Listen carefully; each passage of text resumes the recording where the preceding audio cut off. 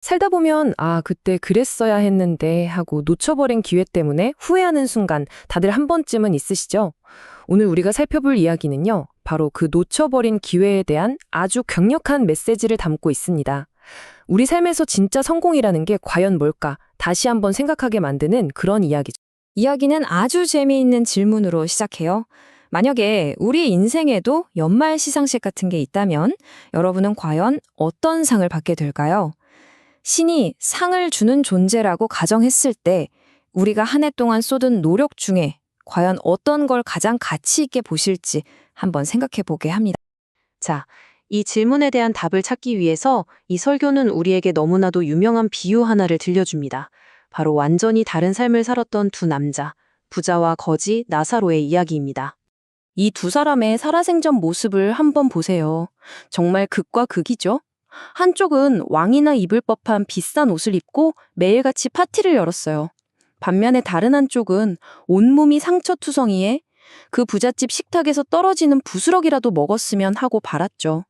누가 봐도 세상의 기준으로는 성공과 실패가 너무 명확해 보이지 않나요? 그런데 말이죠. 이 비유는 우리가 생각하는 성공의 의미를 아주 그냥 통째로 뒤집어 버립니다. 죽음 이후에 이 두 사람의 운명이 완전히 180도 바뀌어버린 거예요. 평생 고통받던 나사로는 평안을 얻고 평생 후회호식하던 부자는 끔찍한 고통 속에서 물 한 방울을 구걸하는 신세가 됐죠. 이 땅에서의 성공이 영원한 성공을 보장해주지는 않았던 겁니다. 아니 도대체 왜 이런 엄청난 반전이 일어난 걸까요? 자료는 그 이유를 부자가 놓쳐버린 세 가지 아주 중요한 기회에서 찾고 있습니다. 반대로 생각하면 나사로는 바로 그 기회들을 붙잡았던 거고요. 자, 부자가 놓친 그 첫 번째 기회, 그건 바로 회개. 그러니까 자기 삶의 방향을 틀 수 있었던 기회였습니다.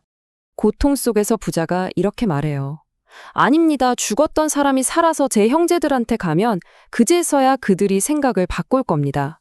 뭔가 엄청난 기적이 있어야만 사람이 변할 거라고 믿는 거죠. 하지만 여기서 설교가 던지는 핵심 메시지가 뭐냐면요.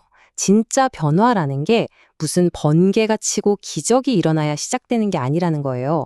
오히려 그냥 우리에게 이미 주어진 지혜의 말에 겸손하게 귀 기울이는 것. 거기서부터 시작된다는 거죠. 근데 이 부자는 어땠어요? 자기 잘난 맛에 그 교만 때문에 이 단순한 진리를 그냥 무시해버린 겁니다. 교만과 아주 밀접하게 연결된 두 번째 놓친 기회가 있습니다. 바로 감사하는 마음을 가질 기회였죠. 한번 상상해 보세요. 매일 산의 진미를 즐기던 사람이 이제는 손가락 끝에 묻은 물 한 방울, 그거 하나를 애타게 구걸하고 있어요. 정말 아이러니하지 않나요? 이게 바로 감사의 역설이에요. 부자는 모든 걸 가졌을 땐 그게 얼마나 감사한지 전혀 몰랐습니다. 그걸 그냥 당연한 권리라고 생각했죠. 그러다 모든 걸 잃고 나서야 비로소 그 물 한 방울의 가치를 절실하게 깨달은 겁니다. 설교는 바로 이걸 두고 감사할 줄 모르는 어리석음이라고 정확히 짚어댑니다.